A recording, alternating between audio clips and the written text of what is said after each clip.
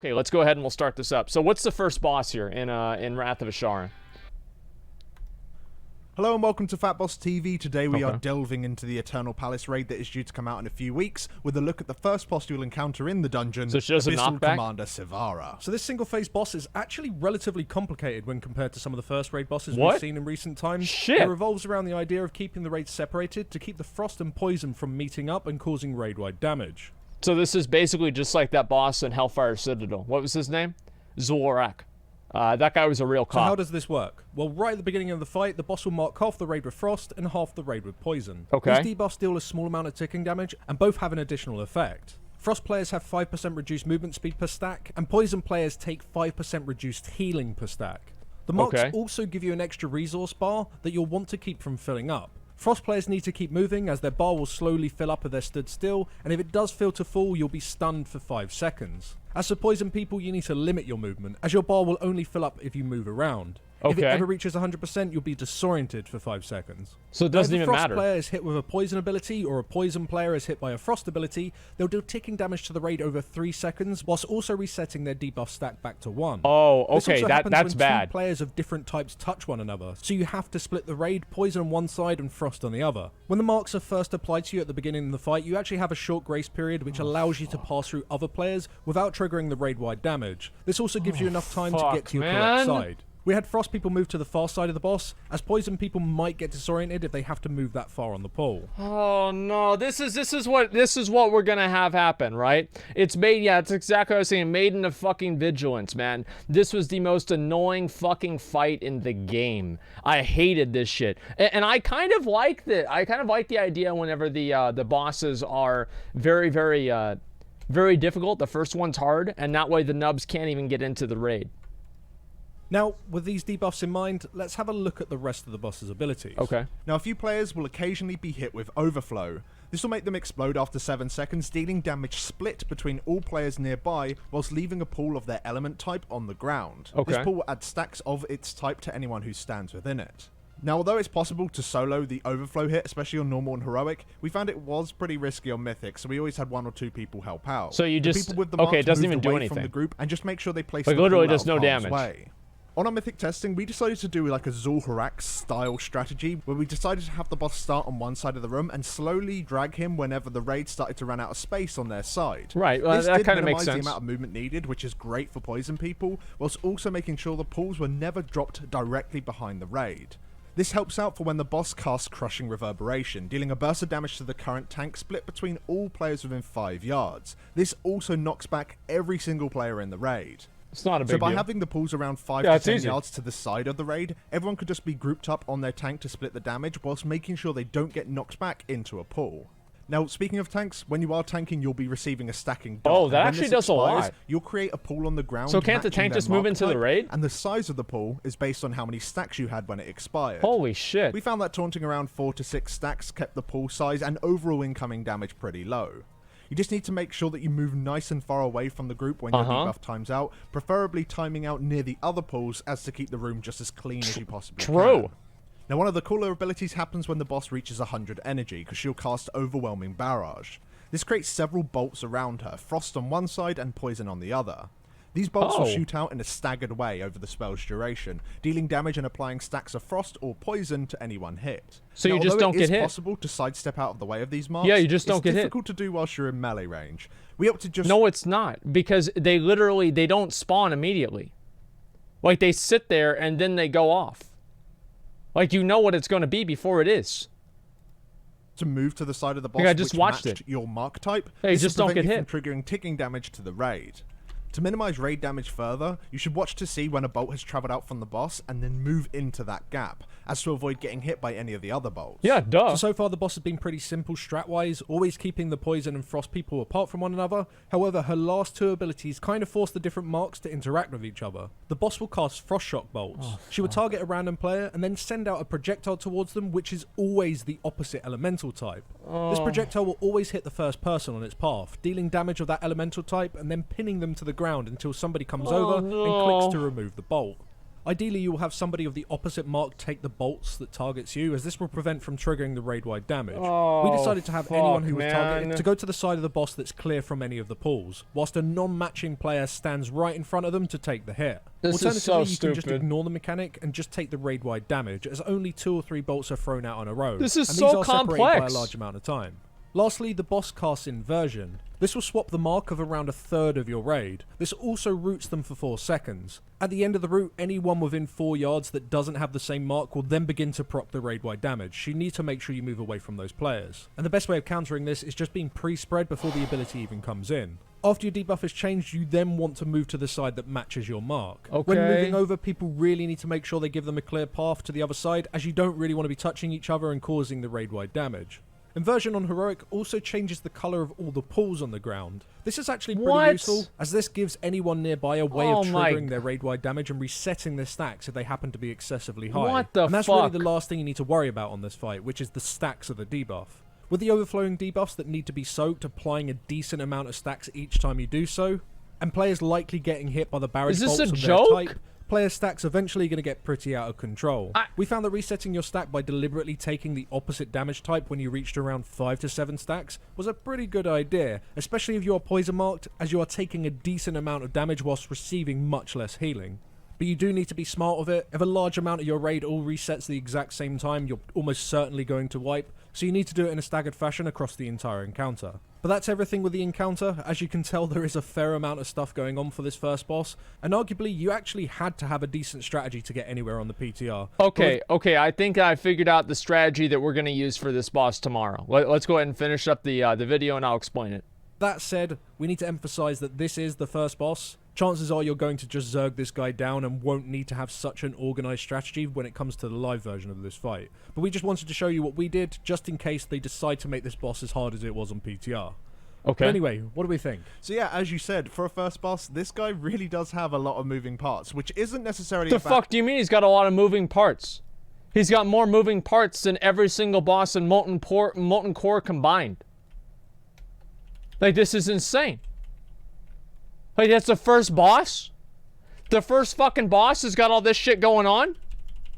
I don't even know what to say, man. This is ridiculous. Just skip the boss. We can't. It's the first boss. We've got to kill him. He drops loot. How can we skip something that drops loot? It doesn't make any sense.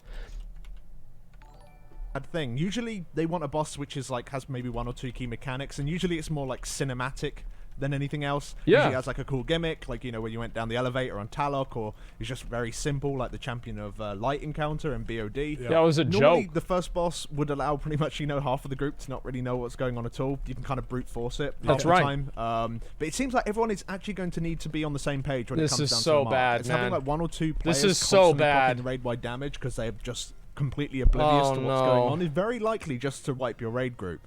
But overall, I am a fan. On Heroic, this boss was missing a whole lot of polish when it came down to like ability clarification, but after Mythic testing, it did feel very, very good. Things are well telegraphed and easy to read, which is mainly why we've been showing you the Mythic footage for most of this video, if not all of it. Heroic testing was a complete mess. It was. All right, so I'm going to go ahead. I'll explain my strategy that I want to use. Theme with the different marks, and the mechanics interact in simple yet interesting ways. So here's basically what we're going to do. Is we're going to have generally 2 different sides of the room that people spread out on, and we're going to pop heroism. We're only going to like 3 or 2 heal it, and we're going to try to burn her down so fast that none of the mechanics matter because she's dead. And so that's basically the plan. Is so we're going to try to just burn her down so fast because it's the first boss, right? And if because the thing is that if she's dead, she's not doing any mechanics. And all of the mechanics here, like, we can lose some people. It's not a big deal. Like, she doesn't have that much health. So it's the same as, like, people would even be able to speed kill Zul'Arak almost, right? At the end of a HFC. I feel like this is by far the best strategy that we can use. And that way we don't have to rely on people knowing anything about the fight. That way we don't have to rely on people doing the fight correctly. We don't have to rely on anything. All we do is we sit there and then people just do it or not. social wiping. No, we're not going to wipe at all. It's going to be completely fine. Thinking's hard. Well, it is hard. For people that are in like a pug or something like that on day one, yeah, they're going to be fucking terrible. So the best thing that I want to do for them is make sure that I don't let them basically fuck themselves up, right? And I want to just get the boss done as fast as possible. That's what matters. Yeah, we don't want to have any sort of a strategy. Nothing like that. We just run in there and we kill the boss. That's it. Okay, so it's a pretty easy boss. It does leave open several different strategy options, which is generally a good thing, but I'm worried that they're just going to make this boss in such a way that none of it's going to matter. You're just going to go in, people frost go left, poison people go right, nuke the boss, and generally overflow can just go to the side. Hey. If the fight happens to be a long fight, that's where it starts to become interesting, where you need to That's worry a good about idea, huh? management. But chances are, you are literally just going to go on either side, nuke the boss and put the overflows to the side, and just, it will die maybe in a messy way, but it's going to die in 3 minutes. That's so right. Who cares if it's messy? Yeah, that's I think right. It's a bit of a shame because I think that is very likely to be the case because it is It the better first be the boss. case. Yeah. That's my Which makes me plan. think maybe this boss is in the I'm wrong counting place on within that the being the instance. case. Maybe instead of him being first, he could have been second or third, and you could have put the water boss first. Well, Okay, so that's basically what it is. All right, let's go to the next boss here. What's the second boss? Blackwater Behemoth. All right, let's see what this one is.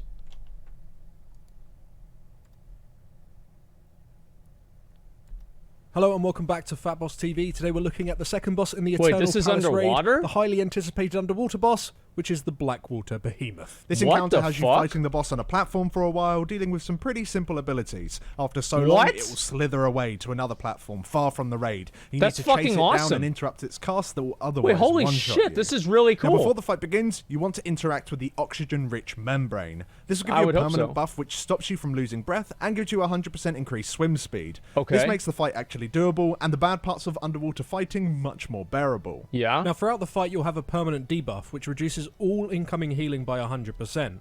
The only way of removing this is by gaining bioluminescence. Okay. On each of the boss's platforms you'll find 2 pufferfish, and when you kill them it will spawn a cloud. When you move into a cloud you'll gain a buff which allows you to be healed for its 45-second duration. This You'll is be on awesome. each platform for around a minute and a half, so you want to kill one pufferfish straight away to gain the buff, and then kill the other just as your debuff drops. This will Okay. allow you to be healed for the entire time that you're on a platform. Staying in the confines of the platform is very important. If you have the bioluminescence buff whilst above open waters, you'll gain a new 5-second debuff. And if you don't leave the open waters, you'll be one-shot as a deep-sea lurking monster will shoot out from underneath you. Oh Now, shit. tanks, you don't actually need the pufferfish to gain the bioluminescence buff. Oh, as shit. The boss will apply a 15-second debuff, which This is essentially does awesome. the exact same thing. Tanks do still need to swap on the boss because he does gain This a is stacking really, really attack cool, speed man. buff, which only resets when the boss starts hitting a new target. We did this every 15 seconds or so. Okay. Whilst tanking the boss, it's vital that you stay within melee range at all times. The moment that you leave melee range, he's going to start hitting other people, or he's just going to do massive raid-wide damage. So he's stuck in place, Now, basically. moving on to some of the stuff the boss does to the raid. Aside from occasionally sending out some dots on players with its toxic spine attack, which simply just Can I needs to get be that out-healed, the boss will cast Shock Pulse. This cast will push all players away from the boss over its cast, and at the end it will deal a burst of damage to the entire raid. Now, the further from the boss you are when this cast ends, the less damage you take. Okay, So you want so to you be just have to run reasonably away. far from the boss when the cast ends, but you want to make sure you stay on the platform, as otherwise a fish Wait a second, the Demon Hunter and the Rogue just stood in melee, I'm pretty sure. They didn't even move. will come and eat you, and tanks just make sure you get back to the boss nice and quickly. Okay. Now, the last ability the boss will cast whilst on the platform wasn't actually active when we last tested the boss. This is the boss's bioelectric feelers. Every 4 seconds, the boss will do a scan of the raid. If it finds any players within 5 yards of one another, it will shock those players for 50k. This damage doesn't seem to ramp up with the Okay. amount of players in the clump, but 50k damage per 4 seconds on the entire raid seems like something that you'll want to avoid. Yeah, that's This pretty will force you bad. to spread 5 yards apart Alright. from each other, something that might be difficult if you don't take the vertical space into account. Now, how this interferes with players picking up the pufferfish cloud is somewhat unknown, but it's safe to say that you'll either all want to pick it up at once and just take a few hits on the raid, something that could probably easily be countered by cooldowns, or you want to pick up the buff in a staggered way, reducing the amount of people hit by their bioelectric feelers. Just do make sure that you pick up the buff before it despawns. So we're just gonna have everybody run in there and pop CDs. Like, that's easy. Like, we can probably do that stupid ass shit on Heroic too, even. Like, it's not even gonna be a big deal. Alternatively, this ability might just be up for certain periods of time, meaning that you'll want to get the buff whilst the boss isn't scanning for players. We just don't know at the moment. Either way, once you've fought the boss for so long and it has gained 100 energy, it will slither away to a platform far from the group and begin to cast Cavitation. And that's whenever you have to interrupt If this cast does go through, it will deal 370k damage to the group every 2 seconds. So you need to get to it and interrupt this before it wipes you. Okay. So you will need to travel through open water, which will kill you after 5 seconds if you have that bioluminescence buff. So you need to make sure that is dropped before you start swimming across. Oh, wow. Towards the back of the platform, slipstreams have formed. Moving into one of these... So if you have the bioluminescence buff... I see. So if you go over open water with the bioluminescence, then the things will eat you. So you have to wait for the debuff to expire, then you have to run over. So you can't just pick that debuff up whenever. That's actually really good. I like that a lot, because there's no way you can make it over from like point A to point B in like 5 seconds. There's no fucking way. Holy shit. These will give you an 11-second buff, which increases your movement speed whilst forcing your character forward. You need to navigate towards the boss whilst avoiding jellyfish that are scattered along the route, as touching one will give you bioluminescence, attracting the one-shot fishes. Once we reached the new platform, we waited for everyone to arrive before interrupting the boss. That's real good. I like that a lot. Repeats from here. You just gain a pufferfish buff at the start, deal with the boss's abilities, gain another pufferfish buff 45 seconds later, deal with the boss's abilities. Right. The main change between the platforms is that there are now gaps in them that count as open water. You need to make sure that you're not pushed into or otherwise swim into these areas for too long, otherwise you will be eaten whole. Oh. But largely, that's it for this fight. So okay. So when we first tested this boss on Heroic, it was an absolute That was Twitch, mess. not we me. were moving super slow because they hadn't put the swim speed increase in. The transition with the jellyfish, there was hardly any of them, so you didn't even really need to avoid them. You could just swim directly to the platform. Also, the boss was doing a crazy amount of raid-wide damage. So we actually ended that test early. I think we killed it. I can't even remember. I just mentally blocked it because we hated it that much. However, moving into Mythic, with the swim speed increase, with the transition actually having jellyfish to dodge, it feels like a much better fight, and it's nowhere near as bad as we initially thought. The only thing I would say, though, is that have they been a little bit tame? They've definitely got the underwater theme down because, well, you're underwater, there's fish that will jump out and eat you. It's so cool. So they got the theme down.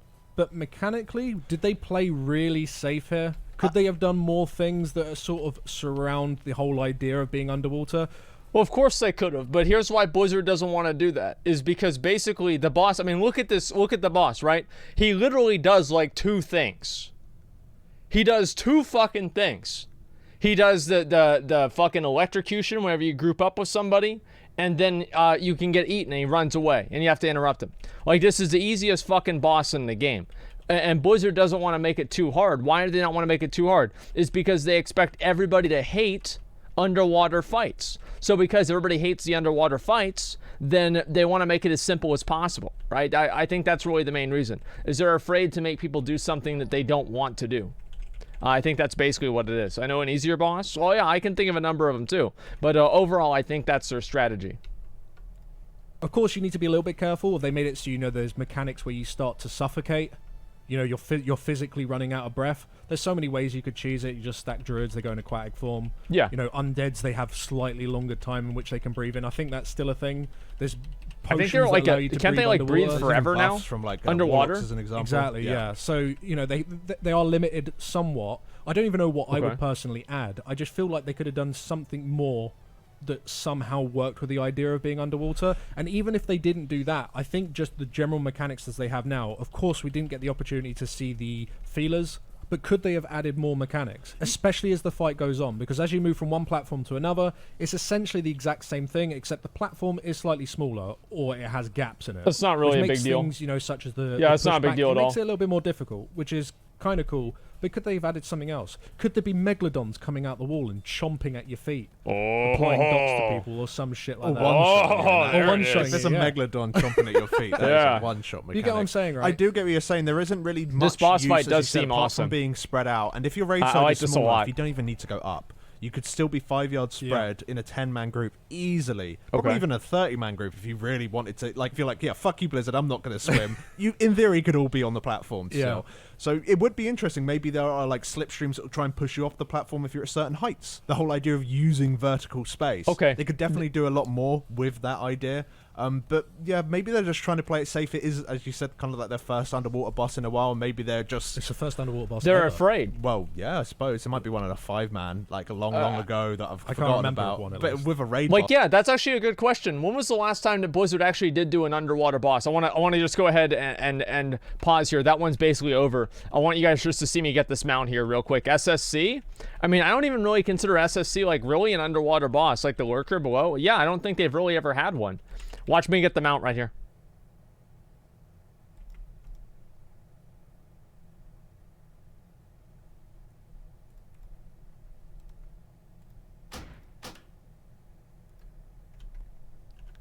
Okay.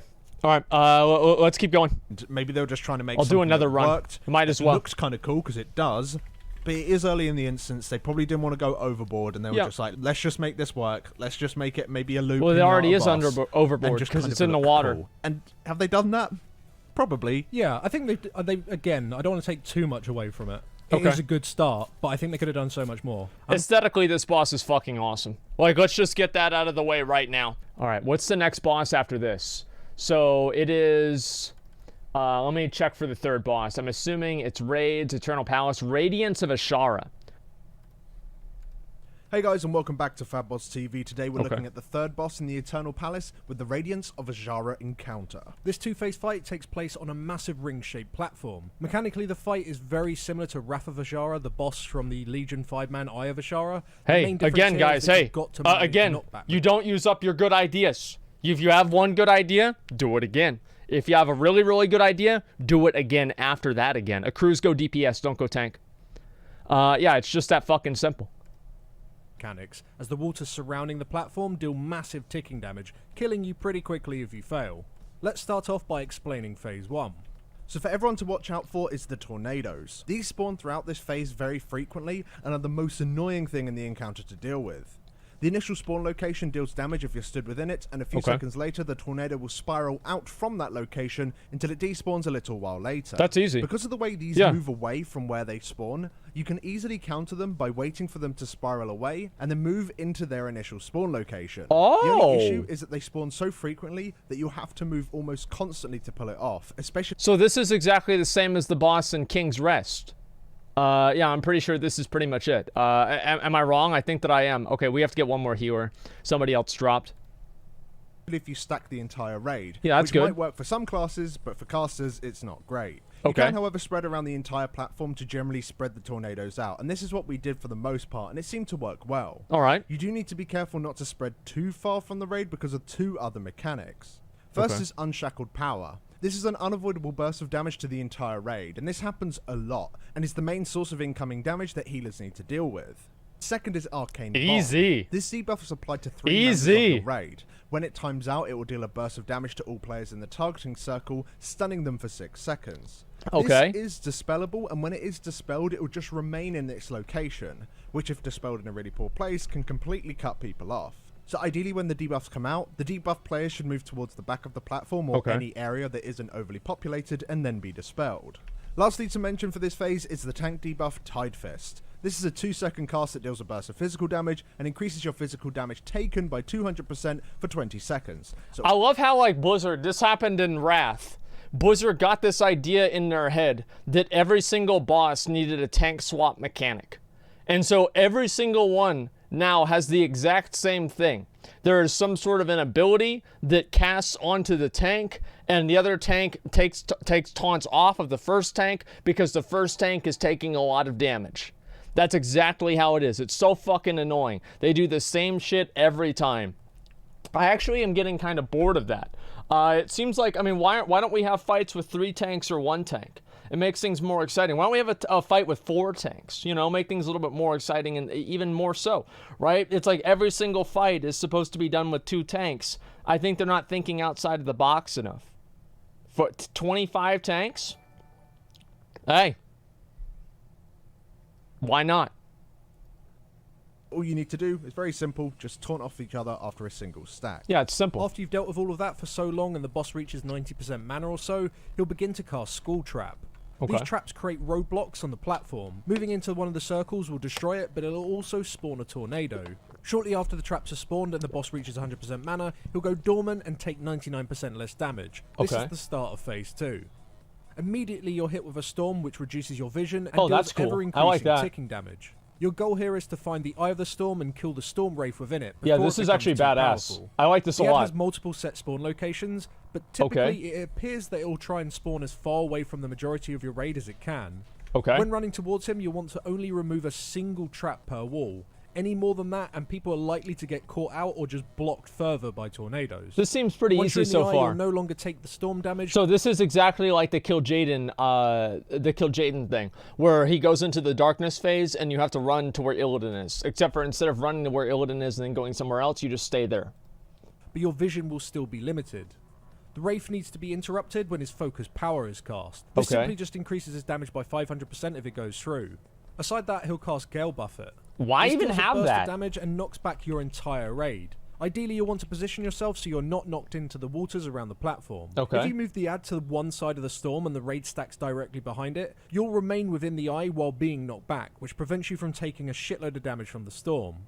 Within the eye, there's also Stormlings that will continue to spawn throughout the phase. These will just deal damage to random players and for the most part can just be ignored and cleaved down. This is a joke. This is another joke will continue to spawn throughout phase 2. You'll want to dispel these around the edges of the storm, ideally in locations where players are not going to be knocked into. Once the Storm Wraith is dead, the boss will re-enter phase 1 again, and from there, the fight just simply repeats. And that wraps up the boss. But with all of our boss previews, what do we think? Yeah, it's not a terrible encounter. It's very simple, and for the most part, the mechanics are pretty self-explanatory, which works well on a boss that's early in the Thank God. Some people have commented on the fight saying this it's is good. Easy for Blizzard to copy and paste a 5-man boss, which I can understand. What do you mean? Copy and paste a 5-man boss? Like, they've been doing that forever. It's not a big deal. Like, I'm okay with that. That's okay. Look at Dragon Soul. Like, most of the bosses in Dragon Soul were copy-pasted to begin with. Look at this. Morchok, copy-paste. Zanaz, copy-paste. Yorsaj, copy-paste. Hagara, copy-paste. Like, all of the mobs were just, like, random NPCs. Nobody gave a shit to begin with. It's not a big deal. So, yeah, I think this boss is really easy. But, you know, you could say that it's, like, a nice little callback, or maybe just expanding upon that boss. And he's also really big, which makes the boss fight better. You've got the arcane bombs, which, in all fairness, strangely enough, the arcane bombs in the 5-man were way easier to read than the arcane bombs in the raid, because the raid has this weird little rune system as it like kind of ticks up, and you have to look. I love it. I love it whenever Blizzard uses visibility as a difficulty. Like, oh, you can't see the mechanic that well. I actually fucking hate that, dude. Like, the idea that you shouldn't be able, like, you should know what's going on.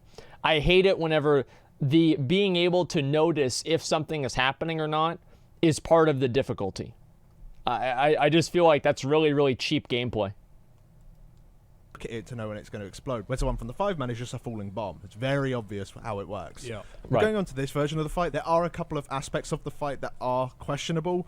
Some of the school trap walls had gaps where your character could just kind of move straight through them. It seemed like on the normal mode test, which we did very, very recently, they kind of fixed that a little bit. Easy. Not entirely sure, but if you can just get around it without having to deal with the mechanic at all, that seems like why is the mechanic there in the first place. So hopefully they fix that up. And secondly is the tornadoes. This entire fight, pretty much, apart from the phase 2, is just tornadoes, tornadoes, tornadoes. It's all you have to focus on. It honestly feels that the fight might be improved if they maybe reduced the amount of tornadoes that spawned, but maybe gave you one other thing to deal with. Like, you remember in the 5-man where you had to stack up and spread the damage of that ability, maybe they could add that back. Basically, that's a really good point. I actually like whenever boss fights are simple. I'll be honest, I do, because it's not, you don't have to worry about it a lot. The players don't have to learn a bunch of shit. Like, obviously, to a high-end raider, this is going to be something that, like, oh, well, we want it to be more complex. But for me, personally, I want to just have simple boss fights that are easily understood. And it's not even for me, right? I don't care. I can figure out a complex boss fight. I did Siegecraft on Mythic, etc., right? It's that for the average player, I don't think that's really good for them. You know, it's just way too complex. Yeah, I mean, I'd be okay with it if they had a more complex, like, personally, but I don't think they're good for the game. Why isn't that there? I don't know. Why didn't they just give us the 5-man version of the fight? Because honestly, now that I'm thinking about it, I actually prefer the 5-man version of the fight over this one. You know, you've got the whole idea where you slowly move around the actual platform, making use of the entire space. On this, you sit on one side and deal with the tornadoes. You just dodge, dodge, dodge. And if you're in a super large raid size, you can just split it in two. Half the raid on one side and the other raid on the other. And then on average, you're less likely to get more tornadoes. But yeah, it feels like there's less things going on in this raid version of a boss than there was in the 5-man. And I'm not even talking about like 5-man Mythic 20 or anything like that. Just 5-man, you know, standard Mythic Plus.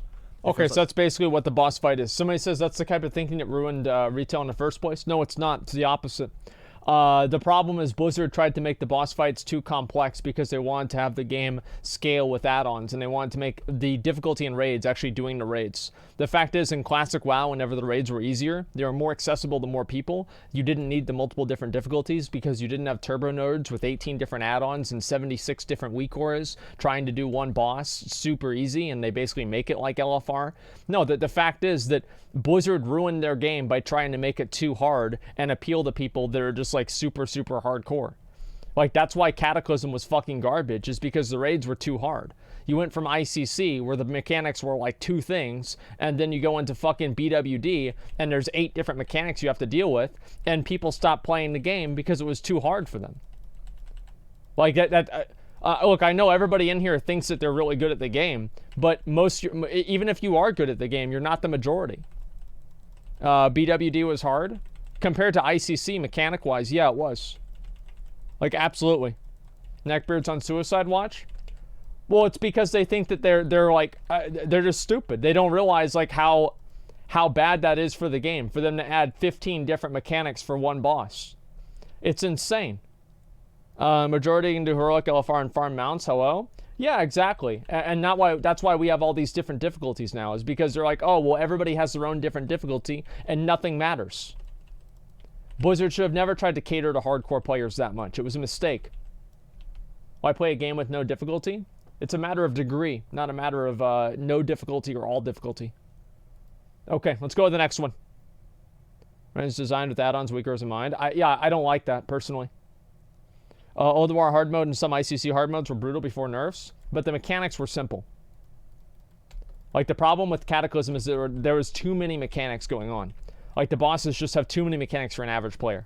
That's the issue. That's why add-ons became so prevalent. That's why people are using add-ons for everything, is because you can't do it without the add-ons. There's too many mechanics. It's overwhelming. Okay, we'll go to the next one.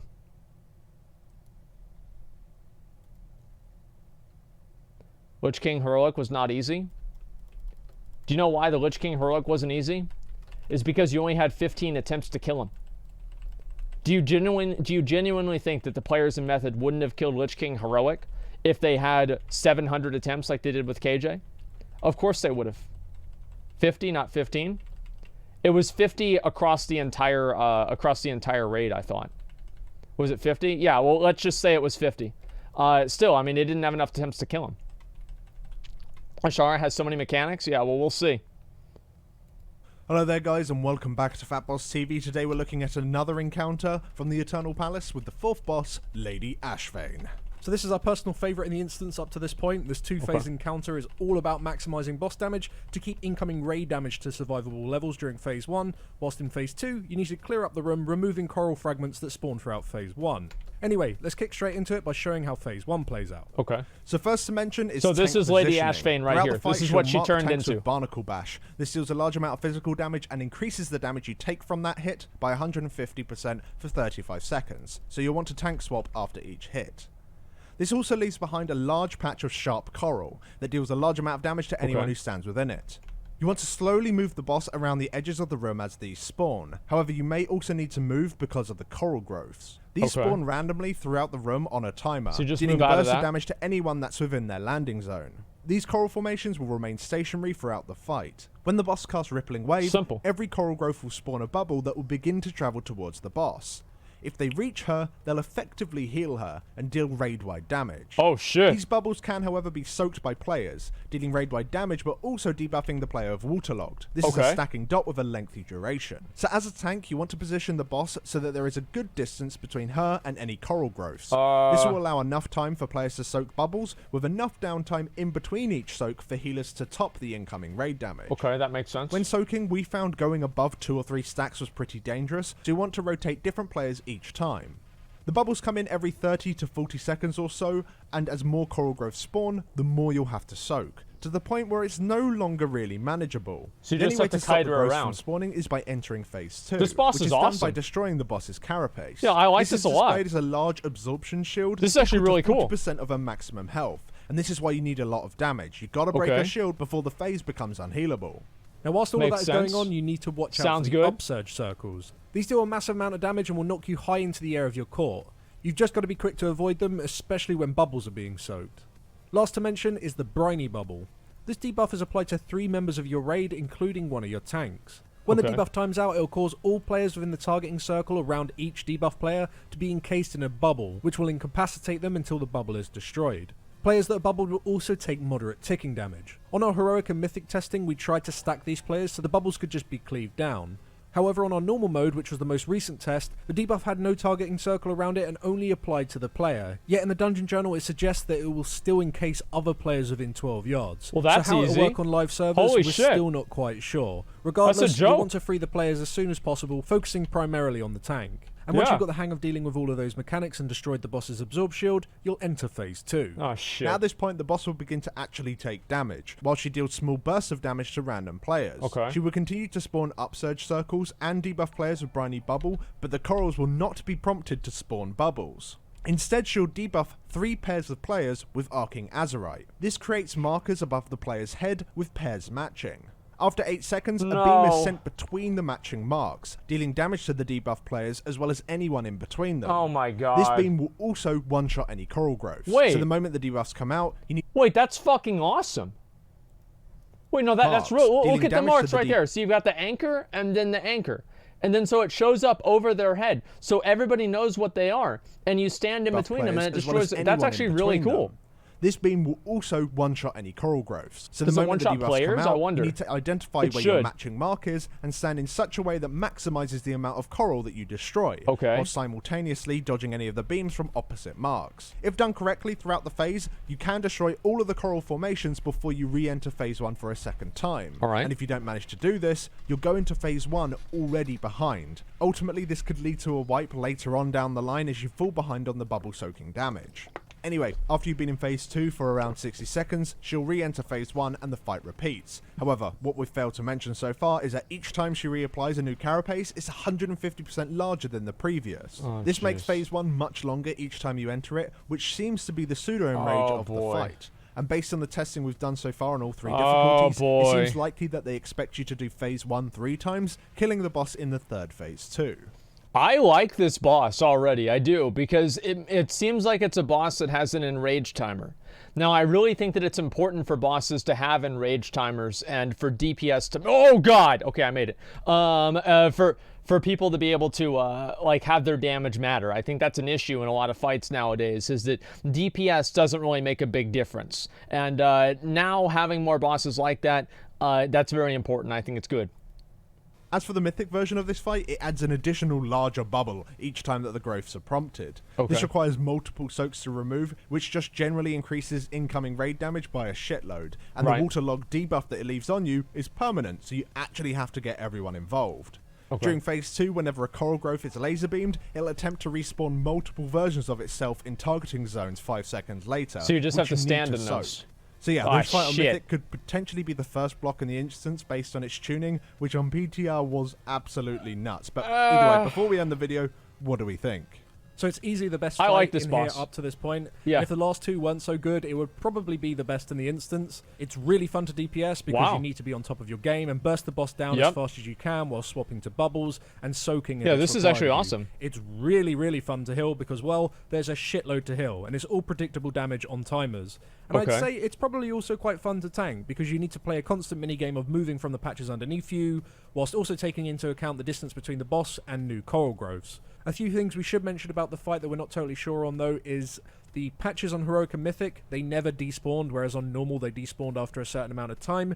If that's intended, then potentially the enrage on the fight isn't so much to deal with Phase 1 length, but actually the remaining space in the room. Okay. And this is even more unclear because on some of the tests you could stack the patches, whereas on others you could actually overlap them slightly. Hopefully it doesn't come down to a lack of space wiping you, though, as the idea, you know, of Coral. I don't mind that. I actually think lack of space wiping is kind of interesting. It's like you ran out of room. Aside from that, I think it's only praise that we have for this fight. Yeah, it's all relatively easy to understand. Yeah, this actually seems like a badass fight right here. Fun from I like it a lot. Aspects. And mainly, I'm just worried about tuning, because it could be a really decent Mythic boss, but if they get the tuning wrong, it could turn into a massive brick wall on week 1, and that'll just lead to another fetid situation where everyone's just like, oh god. Yeah. This boss is terrible. And the thing is, you can't go and choose another boss after this one. This one, it blocks the 5th boss. So you have to kill her first. So hopefully they get the tuning right, where it's still challenging, but it's not a huge wall. I really like being able to destroy the coral. I like that a lot. Thank you very much for watching. If you'd like to keep up to date with this boss, ready to kill it immediately once it hits. Yeah, I think that boss is fucking awesome. Like, this is probably the coolest one that I've seen so far. I think the first boss is going to be really fun on, like, Mythic or something, but if it's not on Mythic, it'll probably just be a joke, and you can just probably face roll, and it won't even matter, honestly. If it's so hard. I mean, no, it's more that I get a group together here of people that are, like, super overgeared to kill Jaina, and we just clear it, and it doesn't even matter. Let's see, would there ever be a raid better than Oldawar? I mean, it's hard really to say. I don't think so. McConnell, what do you think about this boss? Looks great, man. That's exactly what I was thinking. So, how do you deal with the coral? Huh? You, break it. And how do you do that? Well, you just click on it.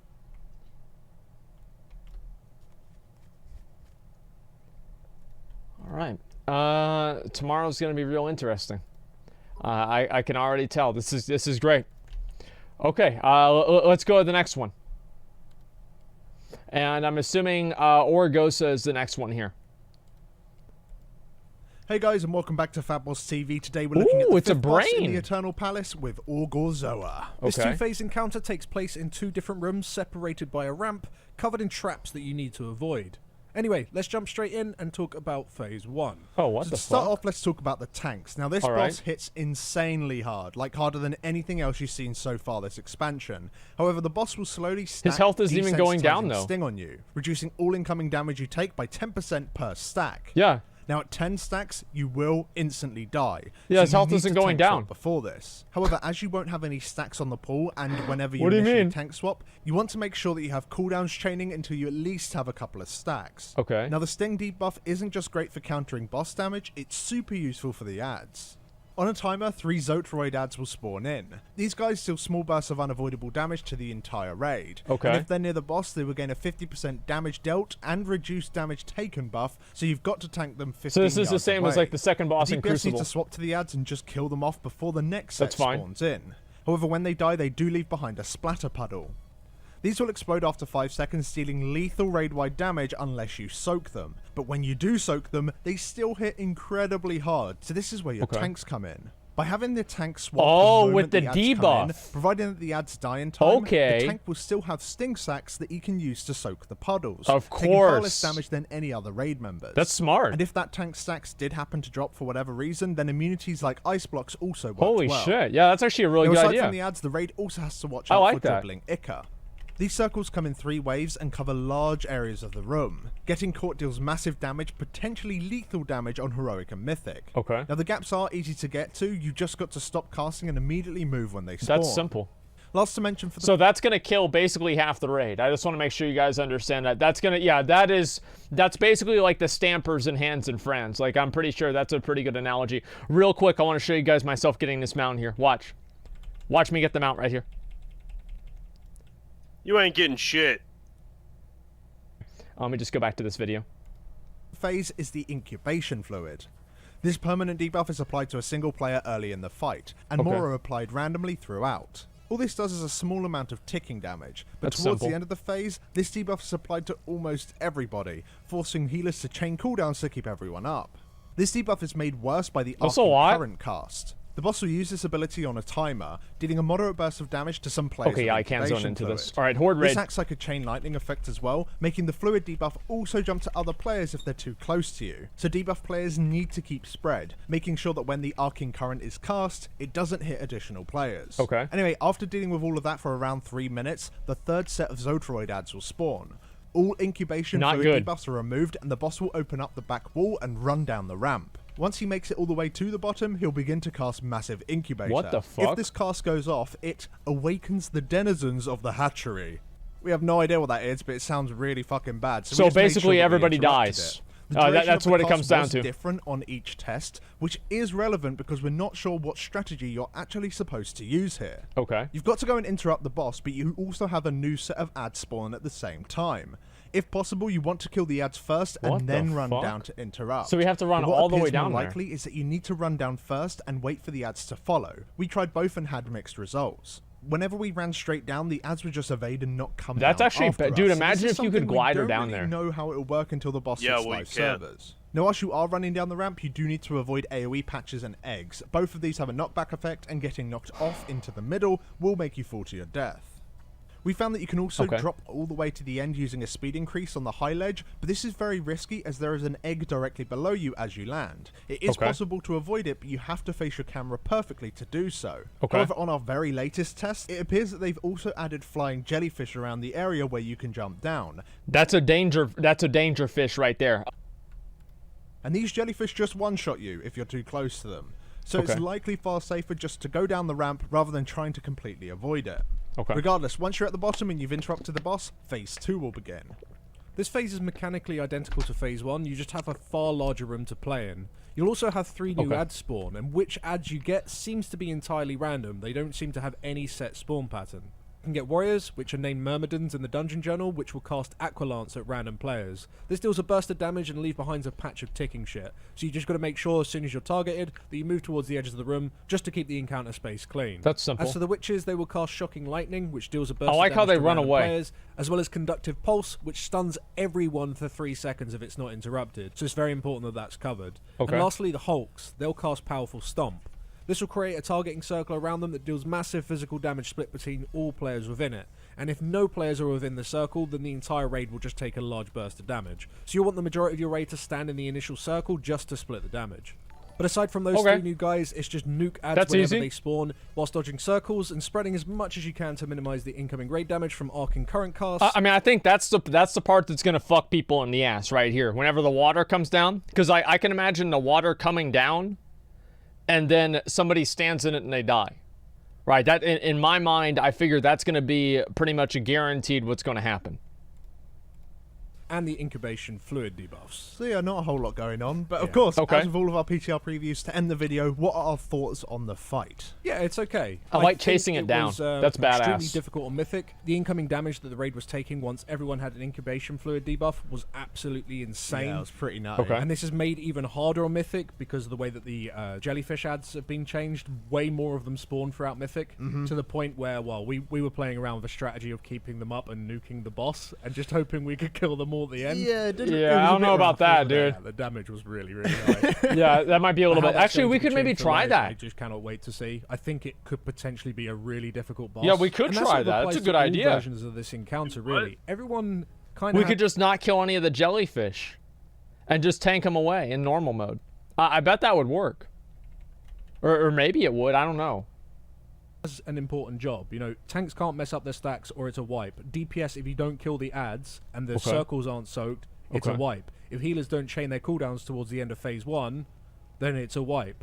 There isn't a lot of other mechanics going on. Just everyone in the raid does have a job that they need to execute. Otherwise, you know, the whole thing just falls to pieces. And I like that. It's very delicate, you could say. Absolutely, like, if just one thing goes wrong, then everything starts falling behind. Mainly just to the tank stacks, really. If they're just misplaced at any point, because they can ice block. It doesn't even matter. Try and reset them. It will always hit. Or the mages can ice block even for if the tank absorb. isn't Well, that's the high thing. enough DPS can help them because if the ads die fast. Yeah, of course. then I mean, that gives the yeah, tanks who more gives a time. fuck? it doesn't really give you any recovery. That's more what I'm saying. Yeah. So if you get it wrong, then you really got it wrong. You gonna tank? Someone's I gonna might die, actually and tank. you just need to try and get them back up and try and salvage what you can. That'd be a good which can idea. be Maybe very I could tank difficult it. in this fight. As for the other aspects of the encounter, I think the transition's really cool. Yeah, I really like the addition down of the this jellyfish. is badass. Because when we first tested this, everyone just leapt down. We just used the speed totem, and it was a complete joke getting to the bottom. Okay. But nowadays, those jellyfish is really unclear whether or not they're the things actually one-shotting us. I'm pretty sure they are, but some people managed to make the jump, other people didn't. So just to err on the safe side, just for the first week of heroic, I would probably avoid going over that gap. Just for now, just go until people understand what's going on. One thing we should So we're mention gonna do is it the on the tank first damage. day. Is very high. Yeah, it's so insane that on the pool you will just get one shot as a tank. I think we'll of course clear you the can whole thing. precast CDs to counter that. You think but so? It's maybe a little bit. Do you think Oh, we're yeah, gonna wipe? I don't. Yeah, we'll definitely wipe, but I think we can do it. Yeah, it doesn't seem overly challenging yet. Like, all of these fights seem relatively straightforward. There's just 2 mechanics you have to deal with, and that's basically it. too strong, and ultimately this fight, I mean, it could just be cheesed by monks. Yeah, not only is Saga super powerful, and you can use Zen meds to soak the patches from the little Okay. ads when they die, but it's just totems. Their ox statues are so good for picking up ads. Yep. And the thing is, you can tank swap all the time with multiple ads if you have 2 monk tanks as well. And I can easily see that being the Mythic strat as well, just because of how frequently those ads come in. I don't think Okay. you're going to want to kill them every single time they spawn. You'll probably want to kill them every 2 times. So the tanks will need to be swapping the entire time that's going on, and Well, that's that makes only sense. really Yeah, going of to be course. done with monks. So yeah, I can see a lot of the Yeah, top it's the gears same going with for the that other double yeah, monk of course. strategy for this fight. And even if that isn't the strategy, monk is still the best tank for this fight by miles. I which hate isn't monks. necessarily a problem. I really but do. I think they could be a little bit kinder to the other classes by maybe bringing the boss damage down a little No. before it hits live servers. No, I don't believe in that. They should make the boss damage very, very high. Like, there's so many fights nowadays where the tank damage is cosmetic. Like, it doesn't even matter if your tank takes a lot of damage, because they have so many different ways to deal with it. I want to see more abilities and more things in the game that make it harder for you to tank bosses, just fundamentally, right? The bosses just simply do more damage. And I like that a lot more. Most of these mechanics are so similar to earlier bosses, disappointing. I mean, the thing is that, like, nowadays, you can always compare one mechanic to another mechanic. Like, when was the last time we had a truly unique mechanic happen? It's very hard to say. It's not very cosmetic on that Mythic. Yeah, that's like one exception, though. Just in general, I feel like tank damage isn't really as much of a factor as it should be.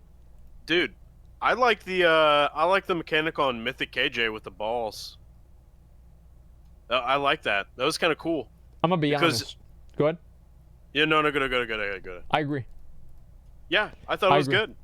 Yeah, I actually thought that it was really fucking cool. Like, there were a lot of reasons and a lot of ways that I liked it a lot. Like, fuck yeah, it was amazing. It was annoying, right? It's like, it's bad for, like, doing it in pugs and shit, but the mechanic itself, where you have to get knocked around in, like, a different order, like, that's really, really cool. And you guys are right about Mechatorque. Like, Mechatorque is actually a good example of a new mechanic. But overall, I'm okay with old mechanics being reused. Generally. Like, obviously there should be some new things, but old mechanics being reused, I don't fundamentally dislike. But to conclude, even though the fight, of course, doesn't have many mechanics and abilities, Okay. for the most part, it is just stand still, target swap, and nuke the boss. Good. But it's still a fun fight, and the abilities that are there do work well together, and I think Blizzard did a pretty good job there. That's what matters. Either way, guys, that's where we're going to leave it today. Thank you very Okay. much for watching. If you do want to keep up to And date with Jadefire? this I don't know boss about and be ready Jadefire. to kill it first week when it hits live servers, Easy then fucking boss. Easy fucking boss. Dude, we're gonna clear this raid so easy, man. I can't even believe it. Like, this is a joke, boss. Okay, here we go. The Queen's Court. Now, I feel like if this raid is gonna get harder, it will probably be at this boss, but we'll see. Hello and welcome back to FATBOSS TV. Today we're looking at the 6th Okay. encounter in the Eternal Palace, the Queen's Court. So this encounter consists of 2 bosses with separate health pools and different abilities and mechanics that you have to counter. To add, Queen Azshara will ask you to perform certain actions throughout the fight, which have various negative effects if you fail to execute them. Anyway, Okay. let's start off by explaining the core boss mechanics. So tanks need to keep the bosses spread at all times. If they remain within 21 yards of each other, they both take 99% less damage. After all of our Okay. testing, we believe tanking Silivaz in the middle of the road. Another unique and different mechanic that's never been used before. The 2 mobs have to be tanked apart from each other, so you know, if they're not, they take no damage. Wow, incredible.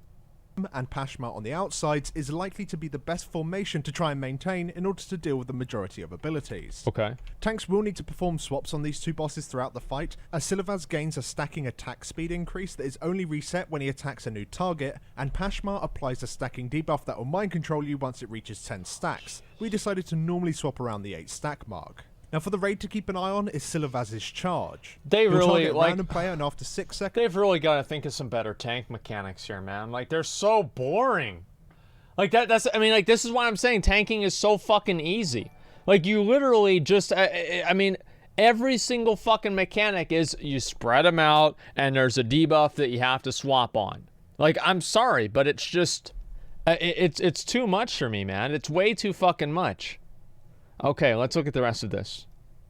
He'll charge towards them and hit them for a lethal amount of frost damage. This, however, is split between all players within 8 yards. Okay. So you want to stack up on that target to help spread the damage. Now Okay. this will also spawn a puddle on the ground that lasts a pretty long time, dealing ticking damage to anyone who stood within it. So when you're targeted, you want to move to the edges of the room, and others should follow you to make sure that you actually survive when you're charged. Okay. Now when Silivaz reaches max energy, he'll cast Zealous Eruption.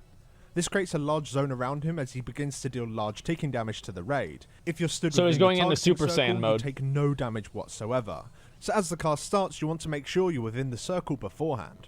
As for Pashma, she'll debuff players with Fanatical Verdict. Okay. This debuff deals a moderate amount of damage to you and That's any easy. players within 5 yards when it expires, so you've got to make sure that you move away from others before it times out.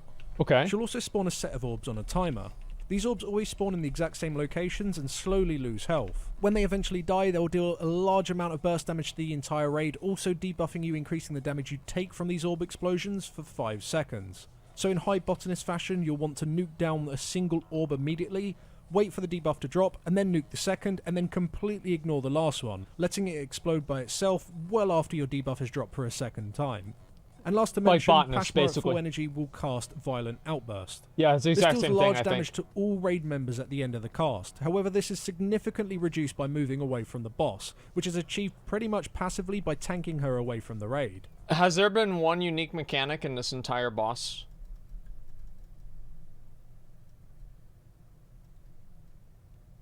Like, you have the botanist balls, you have the conclave run into the circle thing. Yes, split them apart, that's right. They've never had an idea where you have to split up the two different bosses. We've never done Trial of Valor, we've never done Antorus. These boss fights don't exist. And let's see. Wait for it? Okay, alright. We'll see if this changes. With her stood far away from the raid, you will want your ranged DPS to focus her down, while primarily the melee focus on Silivaz. You do, however, need to keep a very close eye on boss health throughout the fight, as when the bosses reach 1 health, they'll begin a long cast that will heal them for a shitload. And this is only interrupted when both bosses are killed at the same time. Yep. So DPS will have to swap throughout the fight just to make sure that heal never goes through. Right, That's just all like of the first boss in mechanics. Crucible. We do, however, have Queen Azshara being a nuisance with her decrees. So this ability is cast on a timer, forcing you to deal with 1 of 5 decrees. The order you need to deal with them does seem to be set, however in one of the earlier tests it was completely random. Okay. All that we do know for certain is that it doesn't seem possible to get the same one twice in a row. Let's have a look at these. So form ranks causes multiple circles to appear in the room. If these circles aren't quickly stood within, they'll explode, dealing massive raid-wide damage. These are typically spawned towards the middle of the room, usually very close to one another. This also overlaps with Silivaz's Zealous Eruption cast, which is why tanking him in the middle of the room is a pretty good idea. Okay, Another so one you you'll just get stand is in 'em. Repeat Performance. This debuff is applied to the entire raid for 30 seconds. All it simply does is silence and pacify you whenever you cast the same ability twice. Wait, so it's literally punishing people for being bad at their rotation? Like, that's amazing. Okay, so there's a genuine fucking mechanic in the game that it punishes players for being bad at their rotation. I think that's really funny. Demon Hunter? Wait, what? Don't monks already have that as a mastery? I don't even know. I have no idea. Is that true? That's still true, right? Yeah, it's like yeah. What's it called? Combo something, I don't know. Hit combo. Combo breaker. Combo strikes. Combo breaker. strikes. Okay, combo breaker. Let's see. Oh, Asmongold, there's your new mechanic. Yeah, there's a new mechanic right fucking there. Holy shit. All right, that's interesting. So you pretty much just got to pretend that you're a Windwalker monk until the debuff drops. Yeah. You've also got the stand alone decree. That ain't Falco. Surprisingly, it just asks you to stand alone, away from any other players. If you do get too close to others, you'll both just start taking bursts of damage. This on some of our tests also overlapped with horrible points, such as when you want to stack up for someone getting charged, and again for Zilavaz's Zealous Eruption cast when you want to be inside of his bubble. Now as for the deferred sentence, it asks of you to move. Whilst you stand still, you'll just gain a stacking debuff. This debuff itself doesn't do anything, however at the end of the decree, 30 seconds after it initially came in, all of your stacks will just simply explode, dealing a shit ton of damage to you. Fortunately, you can keep your stacks under control by moving. Each time you move, your stacks will reset, and you'll just take a small amount of damage per stack. Oh, okay, I like so that. Keeping your stacks around the 3 or 4 stack mark at most was safe. So if you're just AFK, you die. Finally, the Obey or Suffer decree. That's this awesome. Makes it so whenever you take damage, you'll become healing immune for 5 seconds. Now this sounds absolutely terrifying if you're a tank, however when the healing immunity drops, you can't gain it again, or at least it doesn't seem that you can, for at least another 5 seconds, allowing healers to top you up in between healing immunities. Okay. As for everyone else, not a whole lot anti-asthma mechanic, changes, exactly. just don't take damage regularly so your healers can keep you topped up. Alrighty. That's it for all the abilities and mechanics in play for the fight on normal and heroic difficulty, and for live it really does seem that the only significant points for you to progress through will be overlaps with decrees and other abilities directly from the bosses. Aside from that, it's all very simple and pretty easy to counter as long as you're paying attention. As for the Mythic version of the encounter, it's a pretty large step up. This boss doesn't really seem like it's that difficult. One of the structures in the yeah, room, this seems pretty large simple. Section, preventing people from standing in it, basically. Yeah, this is will slowly rotate around the room, covering a new not structure. that bad, dude. This time raid's a gonna new be a decree comes joke, in. man. And the Mythic, these come in fast. There's Oh my absolutely God. no downtime whatsoever. And they I'm overlap with amazed. pretty much every ability that the bosses have, forcing you to learn every single overlap. These overlaps also have different timers or spell orders as the fight goes on, which also means you need to deal with them slightly differently each time. Okay. But anyway, with all of our PTR previews, what do we think of this encounter? It's good. Well, I think maybe the normal and heroic version of the fight is maybe a bit bland. The amount of overlaps Thank God. That means we'll be able to beat it easily. Could probably be increased, so it's slightly similar to Mythic. But then you can just tune it in such a way so that it is okay if you don't necessarily execute it perfectly every single time. I would hope so. You know, dealing with very basic mechanics such as move out and soak the charge, move out with a verdict, stand in Silavaz's circle and move away from Pashmar's circle. Seems simple. With nothing else going on the majority Yeah, of the time. that's a joke fight. It's just kind of boring. The fight only really becomes exciting when you also have decrees to deal with at the exact same time. That while testing on heroic, the very first test, we didn't really see much of. But on the later test, which was on normal and mythic difficulty, it did seem that they tried to increase the amount that you would see the decrees. Of course, on mythic it was all the time, whereas on normal mode, there's only a 30-second gap in between each one, and they last 30 seconds long each, give or take. So, you know, it did make it so they were quite a key part of the fight. And as you said, those parts of the fight are interesting, especially when you get standalone and you know, soak the guy. Because you're like, how are we going to deal with this? Are we just going to throw a bunch of shields at that guy? Like, everyone void stone the poor fella and try and joke save him, fight. Or are we just going to quickly stack up? We'll one-shot and, this one. Fuck the It'll decree, be we that have to try simple. and save the guy, which probably is the right thing to do. Easy You know, one it's shot. a little bit of a decision Easy that one you shot, get to boys. make, which is kind of where the interesting parts of this fight lie. But aside from the one issue where sometimes the downtime can be a little bit boring, it's overall a very solid encounter and did feel polished. And again, we probably already made it clear, on Mythic it is very, very cool. Yeah. It's going to be interesting to see what comps are going to be used for this, for guilds that are going to be going in on Mythic difficulty, see what they especially think we if it's should tightly tuned. The fact that you have to have the bosses spread apart and they do need to die within a similar time period, you're just going to see a bunch of, you know why Shadow's been nerfed now. Yeah, that's actually true.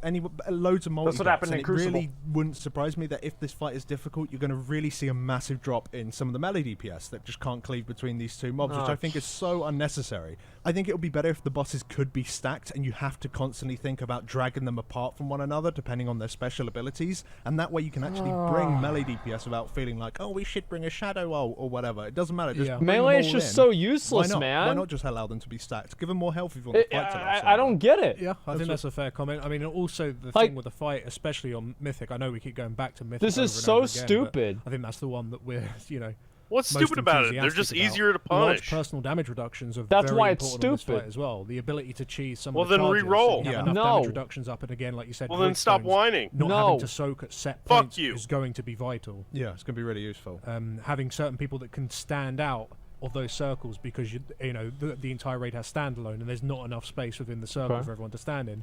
Maybe you're going to want some people standing out using personals instead. All right, we get it. We get it. You know what else we get? We get the mount right now. No, we don't. Watch me get the mount right now. You ain't getting it. Watch me get the mount. Mount God. Mount God. Oh! Whoa, no. Oh, somebody got it! Fuck you, Monkin Balls. I'm kicking you out of the raid. Hello guys and welcome back to FATBOSS TV. Today we're looking at the penultimate encounter in the Eternal Palace with Zakul, Harbinger of Nyalotha. Okay. Yes, this 4-phase encounter is absolutely awesome, with a theme of using different realms in order to counter certain boss mechanics. Okay. The first 3 phases are pretty short, but gives you experience of all of the realms before needing to use all of them in the long last phase, where everything comes to a chaotic mess. Anyway, let's jump straight into it with the start of the fight. So when you first pull the boss, he'll cover the entire outsides of the room in darkness. If you stand within this area, you take massive ticking damage, so you've got to avoid it. Easy. This is really easy to deal with, aside from when he casts Dread. This debuffs random players in your raid, fearing them until the debuff is dispelled or it expires. Well, that's easy. However, it'll also explode, dealing massive raid-wide damage. We counter this by using pre-shields and healing cooldowns with a Master Spell or a Tremor Totem each time. But even with stacking cooldowns, it's still pretty dangerous. Since testing, this damage does seem to be significantly nerfed in the Dungeon Journal, so it's probably safe to say that on live you can just dispel everyone instantly, providing the raid is at full health. Okay. Also to watch out for is the Crushing Grasp. When cast, this causes a portal to open on one side of the room, which a tentacle will punch through and then slam across the room. You've got a long time to react and move from it, which is important to do so. So that's pretty because simple. It deals a large You just amount move out damage of it. and can knock you back into the darkness around the edges of the room, which is pretty much an instant death. Okay. As for tanks, you'll want to remain stacked the entire fight because of Mind Tether. The boss will always connect the tank with the nearest player, dealing 50% of the damage the main tank takes to the linked player as shadow damage. That's not a big deal. If the deal. linked player is more than 12 yards away, that percentage is increased further. Tanks also need to remain in the same tanks need to realms, stand as on the main top of tank each will other. also be stunned for 10 Very seconds simple. each time Mind Tether is applied. These 3 abilities, so the Dread debuffs, the Tentacles and the Tank Cleave, are used throughout the entire fight in all phases. Now, not too long into phase 1, the boss will spawn 3 Portals of Madness. As these spawn, you need to stay away from them at first, as they'll fear anyone as the summoner ads appear from them. Now, these guys will cast Dark Tear, spawning lots of small little vision ads. These have a 30 stack debuff that slowly over time drops, at which point they'll evolve into an even stronger mob. So you'll want to kill them off before that happens, which while testing was done with just passive cleave. If the Dark Tear channel from the summoner ad finishes, the entire raid is burst for a lethal amount of damage, so you want to make sure that you kill these ads off one by one. We move the boss to each just to keep it cleave. You just kill the ads. Whilst doing so, it's very likely that the boss will reach 85% health and enter phase 2 and bring the entire raid into the fear realm. Alrighty. Now, whilst you're in this realm, the entire raid gains a stack of Hysteria every 15 seconds. This stock deals very little damage and it isn't very noticeable, but it is important for later in the fight. Also in this realm, the boss will cast Maddening Eruption. This creates a large targeting zone, typically on the opposite side of the room. Shortly after it appears, it will explode, dealing massive raid-wide damage. Raid damage is removed, and instead the boss will take 30% increased damage for 20 seconds. This happens pretty often, so tanks need to be quick to react and move the boss the moment they spawn. The raid to watch out for is Manifest Nightmares. This debuff is applied to 2 players, dealing a small amount of ticking damage, whilst causing the player to spawn patches underneath them. These patches do absolutely insane damage, 2-shotting people in most cases. So you just have to kite them away from the raid. That's easy. Almost immediately. Actually, you know what? You've got to be spread. That's really bad because I can guarantee you some dumbass is gonna leave it in the raid. So I don't know how we're gonna be able to handle that, man. Watch fans, who gives a shit? Let's see. Yeah, that's kind of bad. We'll have to make sure people know for sure to move out with the debuff before they're applied. Otherwise, you'll instantly cleave the raid to pieces. There it is. These patches will also spawn vision ads, which again, we passively multi-dot and cleave down. Once you get the boss to 70% health, phase 3 will begin with the boss casting Delirium's Descent. In Kilrock fashion, this will generate 3 portals in front of him. If they're left unsoaked, they'll explode, dealing large raid-wide damage. When a player soaks the circle, they're taken into the Delirium realm. Inside here, you gain Hysteria stacks at an increased rate, and also completely hostile to all other players. You do, however, gain a very large haste increase, allowing you to plow damage into the boss. If you ever die whilst you're inside here, you will instead be returned into the Fear Realm, but you will be stunned for 6 seconds. So you just this need can, to... however, be dispelled by your healers. So all you need to do in this phase is get your DPS to keep soaking the circles, keep being sent down, so that's you can just simple. plow damage into the boss, whilst everyone else just deals with the mechanics from phase 2. Now, once you manage to get the boss to 50% just have health, DPS go down. Arcanist That's simple. woman lady will drag the entire raid back to the normal realm from phase 1. And she'll now stand still, keeping open a portal, and this is where the final phase begins. In this phase, the boss will continue to have that tank link and the tentacle slam as Loz already mentioned, but the dreads have evolved into manic dreads. Oh boy. This makes the debuff players also leave behind patches that explode after a few seconds when they've been dispelled. Which means ideally, you want them to be dispelled away from the raid. So we opted to use manual dispels here instead of AoE ones. Once the patch has finished exploding, players can now stand within them and gain a stacking debuff. At 5 stacks of this debuff, you'll be sent into the Delirium realm. This needs to be done because the boss on a timer will cast Dark Pulse.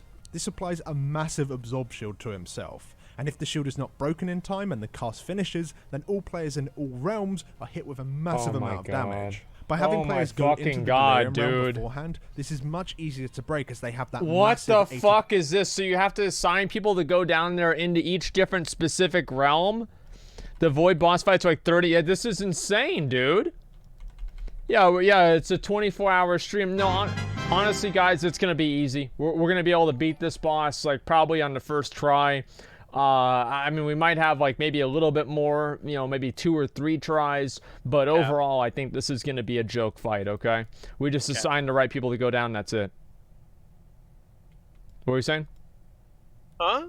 I don't know. I heard you say something. No. % haste increased. Okay. Boss testing, even on normal mode, this felt like a requirement in order to break the shield, unless you use something crazy like Bloodlust and large DPS cooldowns. After you have broken the shield, and if you're in the Delirium realm, you can go over to the first Arcanist and use an extra action button while standing on her portal. This will bring you back to the normal realm. Now the boss in this phase will also begin to spawn the horrific summoners you saw from phase 1. The only difference here with these guys is that they can only be attacked from the Fear realm. To access that realm, you need to stand on top of their portals and hit your extra action button. Wait, there's 3 so this realms? sounds pretty easy, right? The boss gains a massive shield, you send some people into the Delirium realm to break it. The ad spawn, you send some people down into the Fear realm to kill them off before their cast is finished. Sadly, it's not that simple. When players are within the Fear realm, the mechanics from phase 2 and 3 will be active, and only can be seen from within that realm, yet the damage aspects will hit everyone in all of the realms.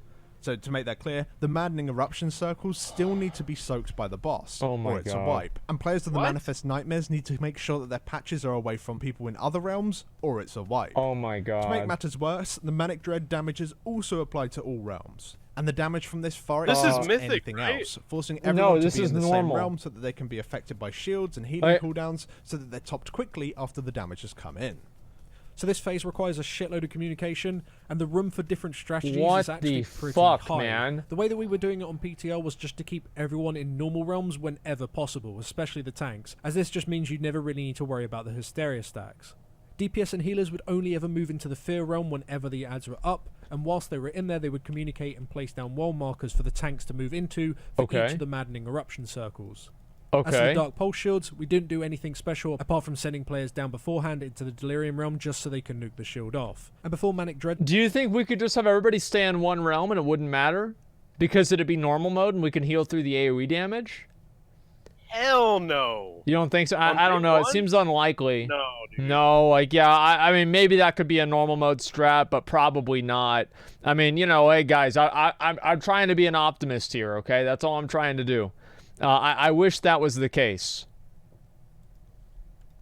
Were applied, everyone would return back to the normal realm by speaking to the Arcanist or using the ad portals to be topped back up, but also to let the Hysteria stacks reset. And after all that's done, the fight just repeats from there until you finally kill him off. We think that this is very likely to be the way that you'll want to do it on live, but potentially, as we already said, there are lots of different ways we can do it. One other way that we didn't ever try but we were considering was just keeping everyone in the Fear realm at all times and only going into the normal realm just to reset your Hysteria stacks at some point. There it is. The issue with the strategy is that if the debuff has just been reapplied, it does take 25 seconds for it to drop off. We have to think of the dumbest strat possible to kill this boss. Raid, which means healers are going to have to go back to the normal realm with you.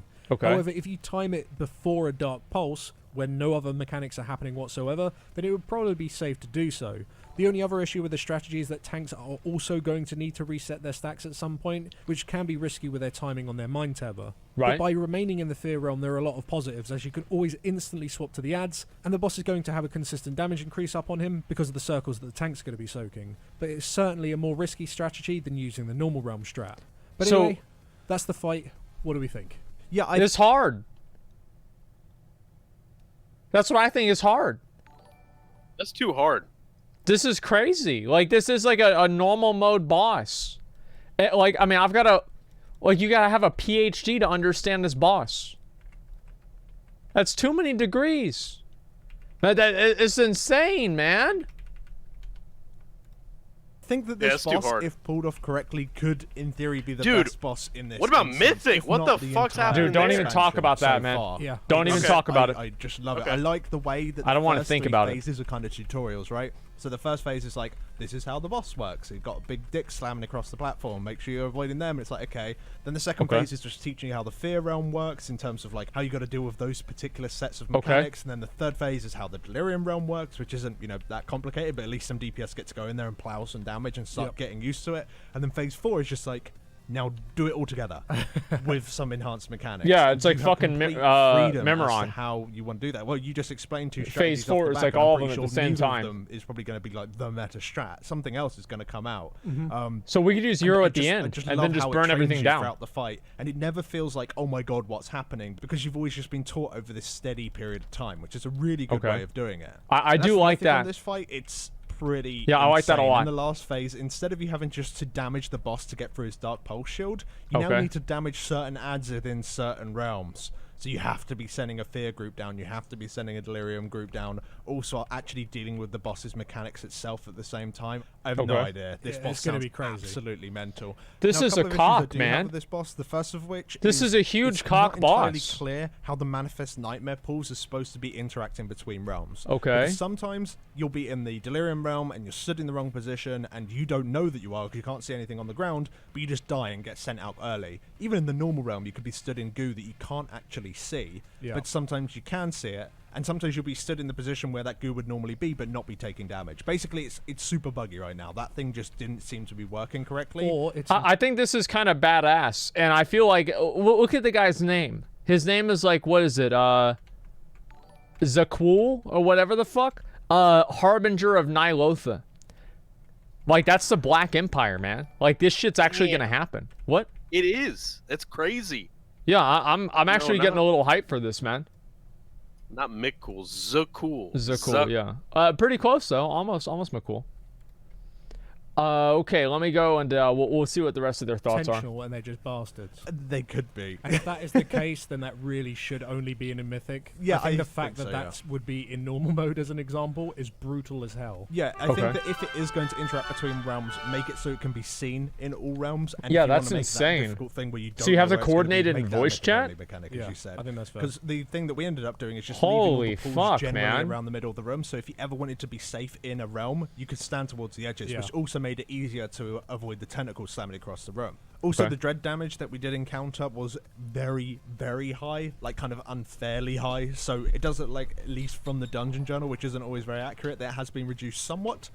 So let's just hope that they have put that into effect, because although it is the main source of incoming damage and the other sources of damage in the fight don't that's really one key thing. Thank you for subs, man. Thank you, so maybe make it so the hysteria stacks do more damage, but the dread damage has been reduced. I agree with that completely, because the dread damage was ridiculous. As an example, on Mythic, if you was to dispel all of them at the same time, it just flat out one-shot the raid, unless you use like multiple damage reduction. It's not really supposed to all be dispelled at the same time, though, is it? You're supposed to stagger it. Yeah. Can we talk about the fact that people are doing 40 and 38,000 DPS now? And we're not even at the last tier? Like, by the time that we get to the last tier, people are going to probably be doing 100,000 DPS. Like, we're gonna be all the way back to 100k Andes again in one fucking expansion. What? It's just indicative of how fast the power creep is happening. That's the point that I'm trying to make. It's insane. There's like, 3 tiers of gear each raid. It's fucking ridiculous, man. Level squish, we'll see what happens. Maybe so, but... Okay, we'll go to the last boss. All right. Queen Azshara. Good. Hey there, guys. Welcome back to FATBOSS TV. Today we're looking at the final boss in the Eternal Palace, Queen Azshara. So to start off, we didn't get to test this encounter as much as the others in the instance, and the fight was different each time we did test it, so our footage is pretty limited. But regardless of that little disclaimer, we have a relatively good idea of how this encounter works, and this video should give you some useful information for when you actually see this boss in the upcoming weeks. So the boss has 4 phases and 2 intermissions, and from what we saw, most of them are pretty difficult. The fight mainly revolves around ancient wards. There are 3 of these active at the start of the fight, and their stored power is shown in a new UI element. Throughout the fight... Wait, is the Ancient Ward the thing that's holding N'Zoth in place? Look at where they're at. Look at where they're at on the minimap. It's called the Last Prison. And one of the phases is called, like, this palace is a prison or some shit like that. If you look in the fucking book... What the fuck? I'm looking right now. Okay, I'm gonna scroll all the way down. Azshara. My palace is a prison. Yeah. Azshara turns her full force upon the raid. Players must contend with Azshara while attempting to keep the Titan console under control. Dude, this is it. We're going to free N'Zoth. This is a mistake going here. Yeah, this was the biggest mistake we as players have ever made. Yeah, this is bad. Okay, all right, we'll keep going. Various mechanics will cause these wards to lose power. Now, if a single ward is powered down, the raid will start taking pretty heavy ticking damage. Okay. And if all wards are powered down, then you'll get a catastrophic failure, completely wiping the raid. Now, the wards can be recharged by having players stand in the middle of them. This does, however, apply a stacking debuff. That's actually to the pretty player, fucking cool. reducing their maximum health by 10% per I mean, the stack. boss fight area is now, awesome. The amount of players you need per phase to soak changes as the fight progresses, okay. eventually requiring pretty much everyone to stand within them to keep their charge. Anyway, with that in mind, let's jump in and start with phase 1. Oh my god. In this phase, you'll have to deal with Aethanel and Cyranus, rather than Azshara herself. Okay. When both of these mini-bosses die, the first intermission will begin. You'll want one tank to pick up each of them. When Painful Memories is cast, you need to make sure that both adds are out of line of sight of each other. To do this, we use the console towards the middle of the room. When Longing is cast, the adds need to remain within line of sight of each other. You have quite a long grace period to adjust these mobs after the cast. It's just important that you do so, as otherwise in both cases they just gain a massive haste and damage increase.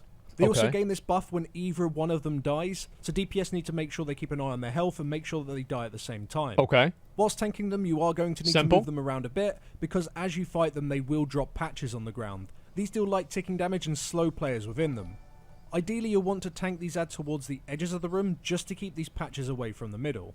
The tank on Aethanel will be hit with Cold Blast. This deals moderate damage and applies a debuff. That's easy. Once this stacks up to 3, you're frozen in place and will be shattered by a large hitting ice shard. That's easy. Healers need to make sure that the tank is topped before this happens. Yeah, easy. As for the tank on Cyranus, you'll be hit with Serrated Edge. This is a light ticking physical dot which can be dodged or parried. For the raid to watch out for is the Charged Spear. This is cast by Cyranus on a random player, dealing damage to all players en route and exploding once it reaches its target, dealing a burst of damage to that player and then a smaller burst to the raid. You just got to make sure you're not in line with the projectile as it's fired out. Also to be mindful of is the Lightning Orbs from Aethanel. These land randomly in the room and bounce 3 times before finally despawning. Being caught by one of these deals a fair amount of damage, so they're best to be avoided. Aethanel also has a Chain Lightning cast. It doesn't do a hell of a lot of damage, but it can be interrupted, so why not? We just set up a melee rotation to prevent this ever from going through. As for Queen Azshara in this phase, while she cannot be attacked, she will however power down the wards. You can see which ward is being attacked as it will flash red. We decided to top these up initially on the pool, and then just move a small amount of players to whichever ward was being attacked, just to keep it topped up. These wards are also powered down by the Overzealous Hulks. This ad will spawn directly in the middle of the room and just make his way to a random Those are the beefy boys. ward. We have to watch out for Once them. he's there, he'll cast Ground Pound, which deals light ticking raid-wide damage and will remove power from the ward. This ad can be crowd controlled, however once it's done once, it will then become completely immune. So you want DPS to swap to it immediately as it spawns, and then just stun it before Ground Pound is cast. Queen Azshara will also beckon players. This causes your character to move uncontrollably towards the middle of the room for around 8 seconds or so. Once you reach the middle, you're put in a bubble that will slowly kill you if it's not destroyed. By moving right to the edge of the room before this cast begins, you will never reach the middle and therefore you'll never be put in a bubble. And you can also use the patches that the mini-bosses have been spawning, as they will slow you as you walk across them. Can somebody invite me to a realm with this rare up? Phase is the Arcane Orbs. These spawn on a timer, typically around the middle of the room. These need to be soaked and completely removed, which takes around 5 seconds. If you don't do this fast enough, they'll eventually explode, dealing massive raid-wide damage. While soaking them, you will take moderate ticking damage, so healers you need to be ready to keep the soaking players topped. Once you've got the hang of all of that, and the boss isn't even out yet, you'll get into the first intermission. What the fuck is this? Orbs will spawn around the middle of the room. Shortly afterwards, everyone in the raid will be given a decree that they must perform. Failing to perform it will apply a stacking dot, which will eventually become unhealable. Suffer demands that you soak an orb, and Obey forbids you to soak an orb. Okay. Stand together asks that you stand with at least one Wait, so other they have an player, add-on? and Stand alone asks you to keep away from other players entirely. Stay asks you to stand still, and March asks you to keep moving around. Now, on normal mode, you'll only have to perform one of these. You only get one decree put on you. Okay, Heroic, good. you can have up to 2, and on Mythic, you can have up to 3. For the most parts, these are pretty easy to deal with by yourself. The issue is that the entire raid gets them, Oh my which can God. become rough in situations such as needing to soak an orb all by yourself or soaking an orb as a group, as the group players are going to be running towards the solo players, hoping that they've got the exact same thing. This is so There are a dumb, few man. animations that do make this a little bit clearer. Solo guys have lightning surrounding them, and group players have arcane around them. Oh, that's... We even made this easier with a Weaker that was shouted either solo or hug. That's Shortly easy after then. the orbs have been soaked, phase 2 will begin. Wait, that's easy. As the phase starts, the middle ward, which has been inactive up to this point, will become empowered by the boss. Oh, there's The Azshara. higher energy this has, the Oh, more shit. damage the boss will deal. Which is bad since the boss is dealing damage randomly to players throughout the phase. Okay. So you've got to keep the power of the ward to a minimum. It's by 150 standing within million it and health? soaking it up. And on top of this, the location of this empowered ward will swap with Jesus others throughout the Christ, phase. man. During this phase, indomitable adds will spawn around the edges of the room and move towards the empowered ward. Okay. If they reach it, they'll give it a pretty high amount of energy. All DPS need to be ready to swap to these adds and kill them before they reach it. Okay. As for Azshara herself, you want to tank her not too far from where you had the mini-bosses from phase 1. Can somebody invite me to a She'll realm with still this rare craft up? Beacon, but it's been slightly Over here. changed from phase 1, as it Crackman now can't forces help people Azad. to move towards her rather than in the middle of the room. Okay. If you do reach the new destination, instead of becoming encased in a bubble, you'll now become mind-controlled and gain a large damage shield. People need to damage through that shield to free you from the mind Oh control. my god. Now, this generally only targets ranged players, but still, What by the having fuck, her near man? the old patches of goo from phase 1, it does make it so people are way less likely to reach her because they're going What to be the slowed by fuck? those patches. Now, whatever ward the boss is closest to in this phase, she will slowly drain energy from it, and if she's closest to her empowered ward, she will slowly give that one energy. We opted to keep her near 1 most of the time, and we just rotated the raid to stand within it and keep it topped up, never going above 5 stacks or so. Of course. Now, whilst tanking her, you will be hit by Arcane Jolt, which deals a small amount of arcane damage, but applies a debuff that increases the damage you take from all arcane sources by 5%. This for is 7 insane. seconds. Now, this stacks up pretty fast, so you'll want tanks to swap as frequently as they can to keep these stacks to a minimum. As for the raid, she'll debuff random players with Arcane Burst. Okay. This debuff just explodes at the end of its duration, dealing massive damage to all players within line of sight of that player. Oh, that's Also, if the easy. bosses You within just line of walk sight away. is hit by the explosion, Yeah, that was like then in the next time she casts Mechatork. Arcane Burst, she'll apply even more. Yeah, it's the exact debuffs. same mechanic. So That's when a these joke. debuffs are placed Joke out, mechanic, players guys. will need to run behind the pillars or Easy. use the console to create a line of sight and let their debuff expire. This, Okay. however, becomes a bit of an issue if you have more than 2 debuffs, as you can run out of safe places to line of sight. I'm gonna be honest, guys. About 5 minutes ago, I lost track. Like, this is... All right. Okay. Tomorrow's not happening. Okay, for so sure. what It's not happens in happening. phase 1? Do you remember anything in phase 1? All right, so in phase 1, a bunch of ads come out, Yeah. and you've got to DPS the ads while both staying away and stacking on your teammates, Because the and taking debuffs. Yeah. Out of the you take the Right. debuffs out of the raid, and then it drops the purple, and then more ads will go to the center, and then you have to kill those ads, and then they empower the lock or some shit. And then after that, then you get the intermission or something, and then you kill more ads, and then Wait, has there been an intermission? I don't know, dude. Oh, is that between the ads and her?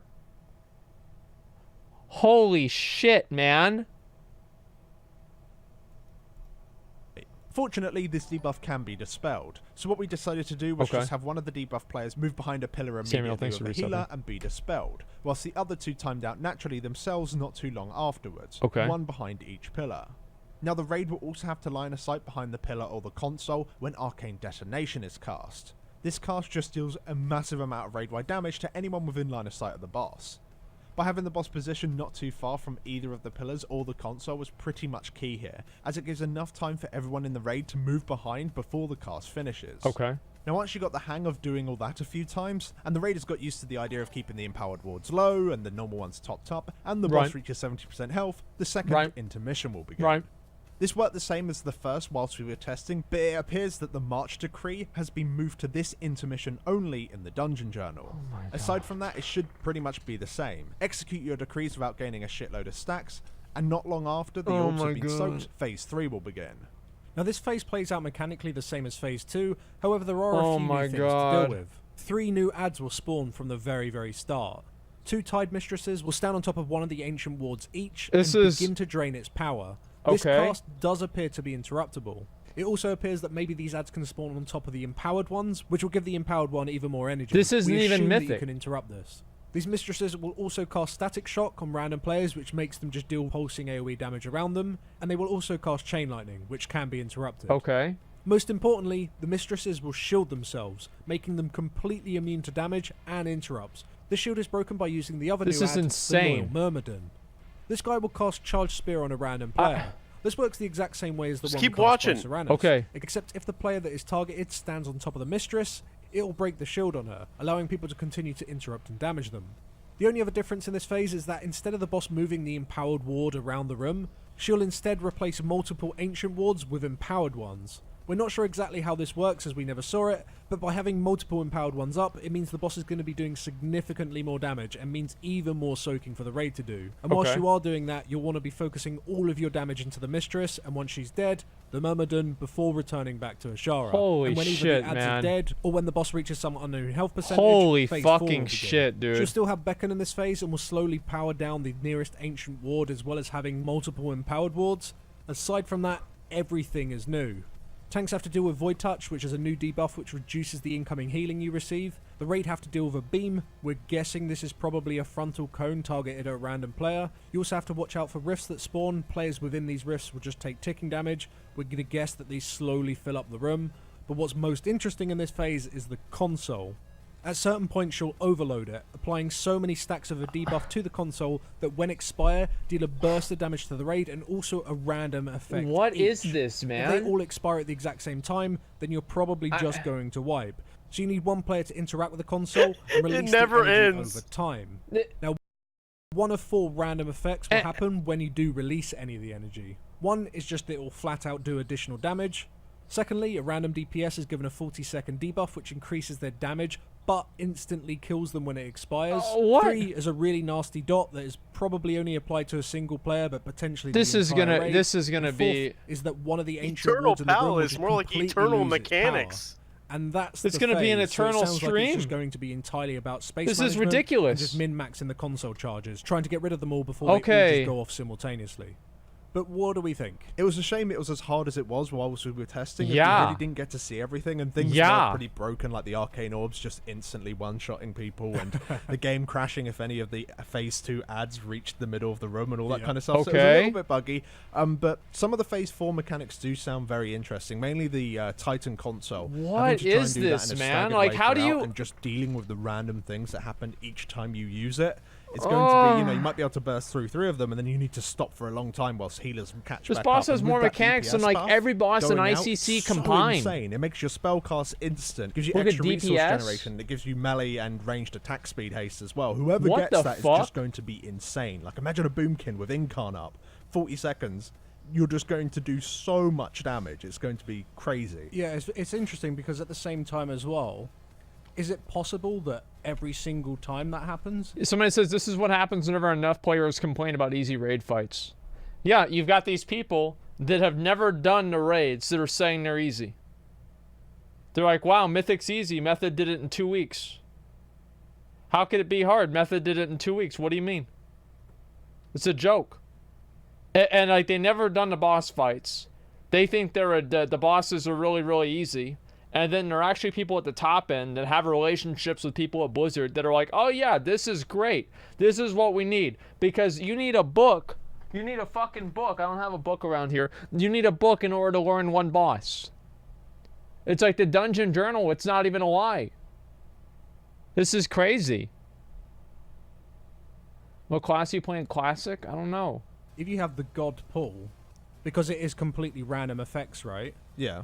Could you just get that every single time, so the entire raid gets a fucking buff and you just plow the boss and that's it, it's over? Is that what World First is going to be? Probably not, Actually, This it'll is probably be ridiculous. more like, maybe like you have 20 charges and 4 of those charges are guaranted to be the damage Holy buff, 4 shit, of them are gonna be man. a bad dot. So if it's completely random, And then there's yeah, I'm another with you, that mythic. sounds There's a terrible. mythic only phase too, apparently. Because it's just going to be That's what people are horrific to saying. actually progress that last phase. As for the mythic version of this fight, it's going to be extremely interesting because there Yeah. are very little changes in the dungeon journal, apart from the fact that there's an energy wall down the middle of the room, or at least it sounds like it's down the middle of the room, that you cannot cross because otherwise you just get instantly one-shot, which means you're going to have the entire raid spread the entire time.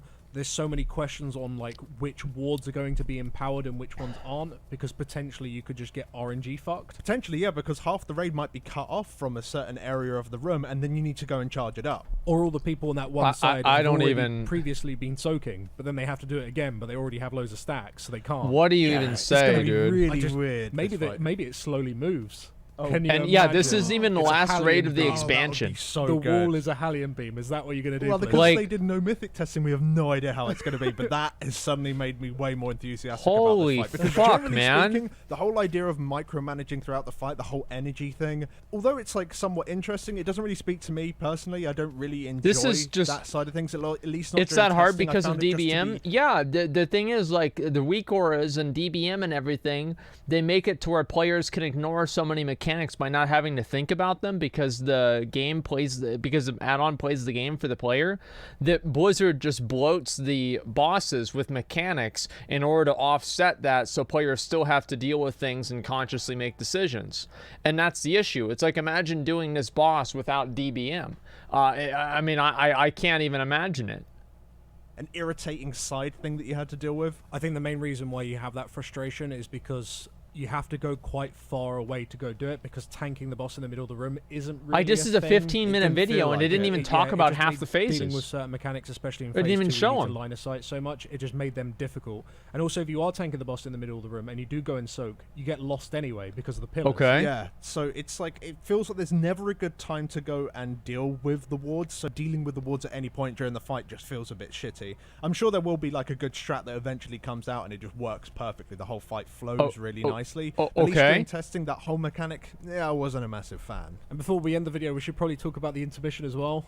Yeah, it's such a clusterfuck. It's insane how much Yeah. stuff's going on there. It's pretty fun though. It's a nice little callback to Queen's Court, you know, throwing decrees at you again. Obviously, these ones are a little bit more difficult than the ones from Queen's Court. Yeah, This is Especially okay. when All right, Mythic you know having to what? deal This with is 3 of them all at insane, the same man. time. Like, I can just imagine where you have to stack up, Well- march, and soak at the same time. One Like, thing's hopefully for it's not sure, truly man. random If you and they see have someone got, in like, full, their heads, because some if of you the see orders just someone don't in make full sense, you know, some of them you just Mythic can't do. What, we have to Eternal stand Palace still and gear? move? yeah. they've got to be a good player, Stack up right? with the Or fire they stuff. have a lot of So, yeah, add-ons. That's gonna sound pretty terrible, but I mean, I guess.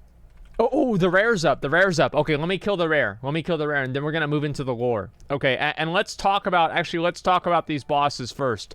So, what do you guys think about all these bosses so far that we've seen? I personally think that a lot of them, like the thing is that it seems like it's too challenging.